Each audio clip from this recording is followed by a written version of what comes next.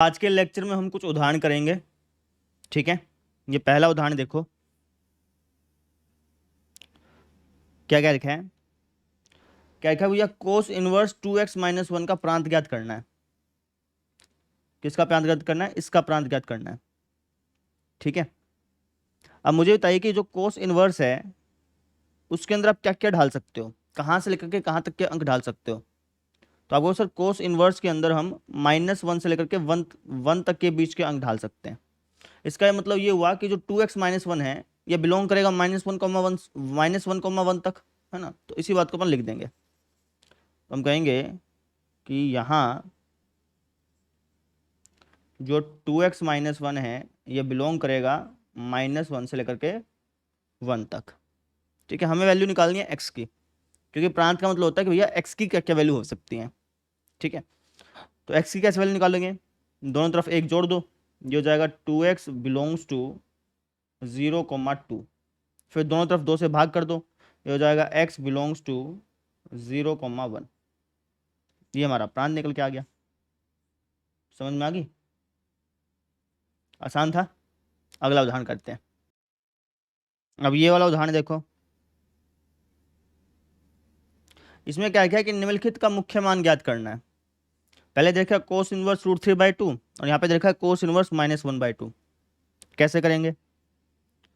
तो हमें वैल्यू ज्ञात करनी है कोस इनवर्स √3/2 की, है ना। तो इसका ये मतलब हो गया कि हमें कोण ढूंढना है, हमें एक कोण ढूंढना है, उसको लेट्स से मैं थीटा बोल देता हूँ। और ये जो कोण ढूंढना है हमें इस इंटरवल में ढूंढना है। ठीक है ना। और ये कोण ऐसा होना होना चाहिए जिसके लिए कोस थीटा जो है वो बराबर हो जाए किसके? √3/2 के। कोस इनवर्स √3/2 का मतलब ये है कि हमें एक ऐसा कोण ढूंढना है, इस इंटरवल में से ऐसा कोण ढूंढना है जिसके लिए कोस थीटा √3/2 हो। अब कोस थीटा √3/2 कहाँ होता है? इस इंटरवल में कोस थीटा √3/2 कहाँ होता है? तो आप कहेंगे सर ये होता है हमारा 30 डिग्री पे, है ना। 0 से 180 डिग्री के बीच में देखें तो कोस 30 डिग्री पे √3/2 होता है। तो 30 डिग्री लिख दो यहाँ पे, हो गया आपका काम। क्लियर? ये फर्स्ट पार्ट हो गया। ऐसे सेकंड पार्ट करेंगे। यहाँ पे लिखा हुआ है कोस इनवर्स -1/2। तो इसका मतलब क्या हो गया कि हमें एक ऐसा कोण ढूंढना है, इस कोण को लेट से मैं थीटा बोल देता हूँ। और ये जो कोण है ये 0, के बीच में ढूंढना है। और हमें ऐसा कोण ढूंढना है जिसके लिए कोस थीटा क्या हो जाए? -1/2 हो जाए। तो बताइए कोस -1/2 कब देता है? आप कहेंगे सर कोस -1/2। हाँ, 0 से 180 डिग्री के बीच में ऐसा कोण ढूंढना है जहां पे कोस -1/2 दे। 0 से 180 के बीच में, यानी कि फर्स्ट क्वाड्रेंट में और सेकंड क्वाड्रेंट में, इन दोनों क्वाड्रेंट में से हमें ऐसा कोण ढूंढना है जिसके लिए कोस थीटा -1/2 दे। अब फर्स्ट क्वाड्रेंट में तो मिलेगा नहीं, क्योंकि फर्स्ट में तो सारे पॉजिटिव होते हैं। तो ऑब्वियस सी बात है सेकंड क्वाड्रेंट में हमें कोस थीटा -1/2 के बराबर मिलेगा। ठीक है, अब कहाँ पे मिलेगा वो कैसे पता करेंगे वो समझ लो। जैसे मान लो कि कोस थीटा 1/2 पूछता, तो कोस थीटा 1/2 किस कहाँ पे देता है? आप कहें सर कोस थीटा 1/2 हमें देता है 60 पे। कोस थीटा 1/2 कहाँ देता है? 60 पे। ठीक है, तो अगर 1/2 पूछता तो ये एंगल बन जाता, है ना, 60 डिग्री ये बन जाता। अब इसमें पूछा -1/2, तो इसका मतलब ये होगा कि सेकंड क्वाड्रेंट में एंगल बनेगा, है ना। तो ये कुछ एंगल इस तरीके से बनेगा।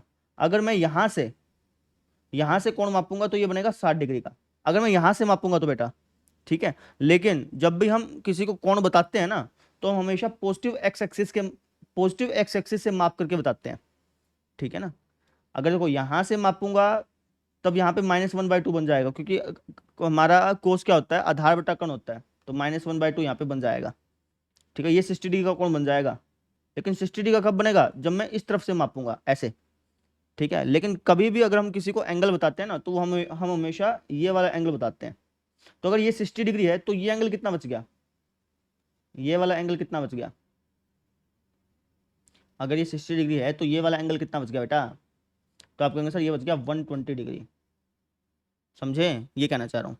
तो इसका ये मतलब हो गया कि कोस थीटा -1/2 कहाँ देता है? 120 डिग्री पे।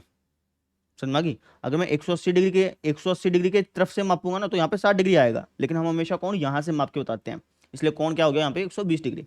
120 डिग्री को रेडियन में चेंज कर लो, तो 120 डिग्री को अगर आप रेडियन में चेंज करोगे तो ये कितना आएगा आपका, ये आ जाएगा आपका 2π/3। हो गया आपका आंसर, समझे? ऐसे करना था। क्लियर हो गया? अगला उदाहरण देखते हैं। अब ये वाला उदाहरण देखो भाई, इसके अंदर हमें इसकी वैल्यू बतानी है भाई। तो सबसे पहले हम इसको सॉल्व करेंगे। cos इनवर्स 1/2 क्या होता है? cos इनवर्स 1/2 क्या रिटर्न करता है? cos की टेबल में 1/2 कहाँ पे आता है? तो आपके आंसर 1/2, हाँ 0, के बीच में देखना है, ठीक है ना। तो 1/2 आता है सर हमारा 60 पे। cos की टेबल में 1/2 कहाँ आता है? 60 पे। 60 माने π/3, ठीक है। और सोल्व करो। sin π/3 पे कितना होता है? √3/2। और cos की टेबल में √3/2 कहाँ पे आता है? cos की टेबल में √3/2 आता है सर 30 पे।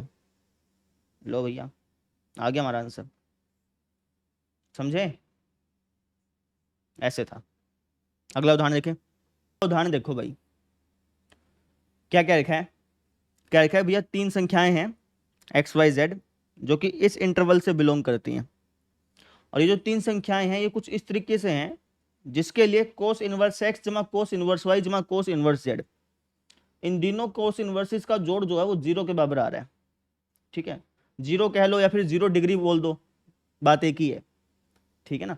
क्योंकि cos इनवर्स x आपको एंगल रिटर्न करता है, cos इनवर्स y भी आपको एंगल रिटर्न करता है और cos इनवर्स z भी आपको एंगल रिटर्न करता है।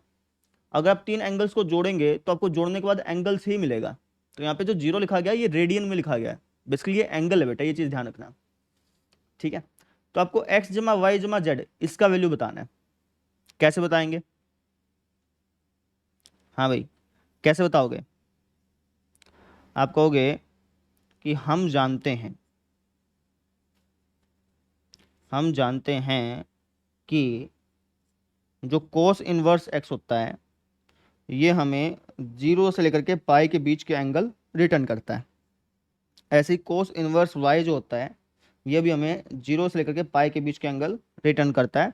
और इसी तरीके से cos इनवर्स z जो है ये भी हमें 0 से लेकर के पाई के बीच के एंगल रिटर्न करता है, ठीक है।